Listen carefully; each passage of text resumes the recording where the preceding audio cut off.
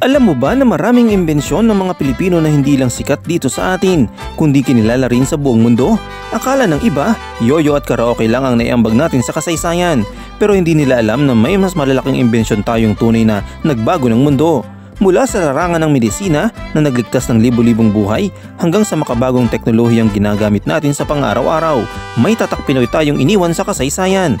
Isipin mo to, isang murang imbensyon na nagligtas sa napakaraming sanggol, isang antibiotic na tumalo sa matitinding impeksyon at isang chip na naging daan para sa mas mabilis at mas magandang graphics sa computers.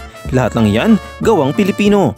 Kaya kung iisipin mo, maliit lang ang ambag natin sa mundo, maganda ka dahil ang mga imbensyong ito ay magpapakita kung gaano katalino, malikain at mapamaraan ng ating lahi. Handa ka na bang malaman kung anong imbensyon ng kinabilib ng buong mundo? Kung oo, siguraduhin tapusin mo ang video na to dahil sigurado akong may isang imbensyon dito na hindi mo pa naririnig pero ginagamit mo pala araw-araw. Tara't simulan na natin!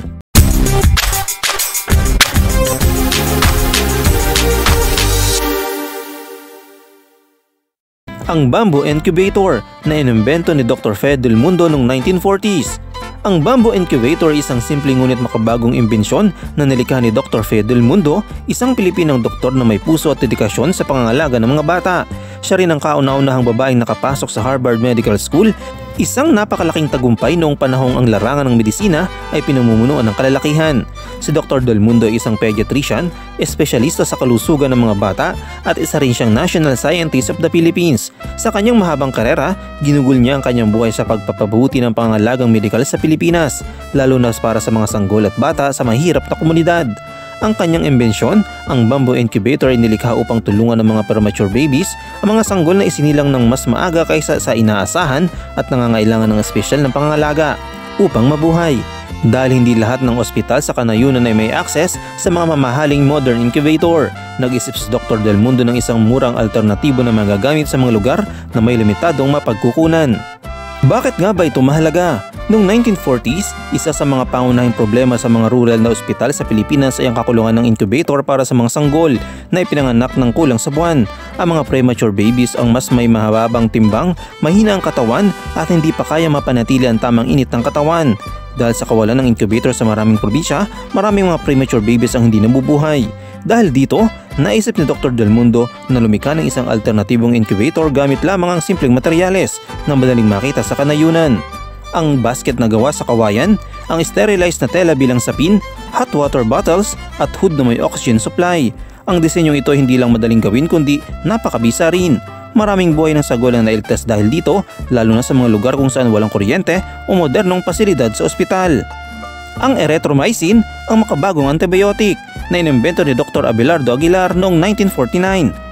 Ang erythromycin ay isang makapangyarihang uri ng antibiotic na ginagamit upang gamutin ang iba't ibang uri ng bacterial infections. Sa panahong wala pang maraming pagpipili ang pagdating sa antibiotics, ang pagtuklas ng erythromycin ay isang napakalaking tagumpay sa larangan ng medisina. Ito ay naging mabisang lunas sa mga impeksyong dulot ng bakterya, kabilang na ang diphtheria, urinary tract infections, STD, at dahil sa pagiging epektibo nito, naging isa ito sa pinakaunang antibiotic na ligtas para sa mga taong allergic sa penicillin, kaya naging mas malawak ang paggamit nito sa buong mundo.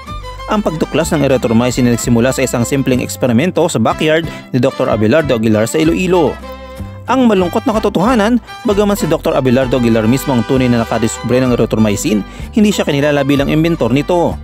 Ang Eli Lilly, ang kumpanyang pinagtatrabahuan niya, ang nagpatent ng erythromycin at ipinangalan itong Ilocin mula sa salitang Iloilo bilang pagkilala sa lugar kung saan ito nadiskubre.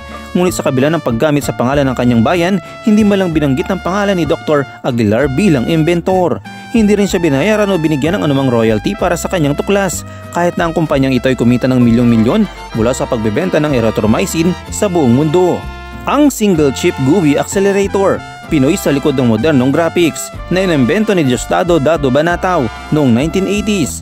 Ang Single Chip Graphical User Interface GUI Accelerator ay isang makabagong chip na nakatulong upang mapabilis, mapaganda at gawing mas epektibo ang graphics processing sa mga computer. Kung mahilig kang maglaro ng video games, mag-edit ng graphics o gumamit ng computer para sa disenyo at animation, dapat kang magpasalamat kay Dado Banatao. Bago pa maimbento ang single chip GUI accelerator, ang graphics processing sa mga computer ay mabagal at hindi epektibo. Noon, ang mga computer ay gumagamit ng maraming chips upang iproseso ang graphics, kaya matagal ang pag-load ng mga imahe at user interface. Dahil sa imbensyon ni Banatao, lahat ng ito ay isinama sa isang chips na kanyang gumawa ng mabilis at mas malinaw na graphics. Noong panahon na wala pang single chip GUI accelerator, ang mga graphics sa computer ay matagal mag-load, mababa ang resolution at hindi smooth ang performance. Ngunit dahil sa makabagong teknolohiya ni Banatao, naging mas mabilis, malinaw at epektibo ang graphics rendering sa mga modernong PC. Si Diosdado Dado Banatao ay isang Pilipinong inhinyero at inventor na pinanganak sa Igig, Cagayan Valley. Nag-aaral siya ng engineering sa Mapua Institute of Technology at nagpatuloy siya ng pag-aaral sa Stanford University sa US kung saan nakakuha siya ng master's degree sa Electrical Engineering at Computer Science. Dahil sa kanyang kontribusyon, tinawag siyang Bill Gates ng Pilipinas. Isang patunay ng Pilipino ay may malaking papel sa mundo ng teknolohiya. Napaka-amazing talaga ng mga imbensyon ng ating mga kapwa Pilipino, mula sa pangangalaga ng mga sanggol hanggang sa medisina at teknolohiya. Patunay lang ito na hindi tayo nabiskarte, kundi isa rin tayong bansang may pambihirang talino at husay sa agham. Kung nagustuhan mo ang video na to, huwag kalimutang i-like, i-share at mag-subscribe sa Kaalaman Studios para sa mas marami pang mind-blowing na kaalaman.